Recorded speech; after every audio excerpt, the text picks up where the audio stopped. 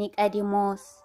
ዳቲ ለይቲ ተኸዶ ጥዑም ቃል ጽድቂ ድዕጨዶ ምሽጥር ጾወየኒ ብለይቲ ክኸዶ ሃምስኻ ክፈሪ ትማልአኒ ዶ ኒቆዲሞስ መካር ስኻድ ነፍስኻ ብለይቲ ገስግስኻ ኸድኻ ዳጎይታኻ ከዓይን ሰብ ገልብኻ እዋት ሓብቕኻ ብዙሕላ ኣትርፍኻ ሰነቕኻ መኽሊትኻ ወያ ስኻ ሓለቓ አይሁድ ፈሪሳዊ ግነ ኣፍቅርኻዮ ድቲ ሕያዋይ ሳምራዊ ብልኻዮ ድማ ረቡኒ እስኻ ናልዑል እኻዊ ሓይሊ ንእካ ሓይሊ መለኮታዊ ካቲ ብማይ ብመንፈሲ ትውለዶ ኒቆዲሞስ ክመጽእ ትማልአኒ ዶ እንኳዕ ሻውዒት ሰንበት በዓል ኒቆዲሞስ በሰላም ኣብጽሐኩም ኣብጽሐና ብሩክ ሰንበት ክርስቲያን ይግበረልና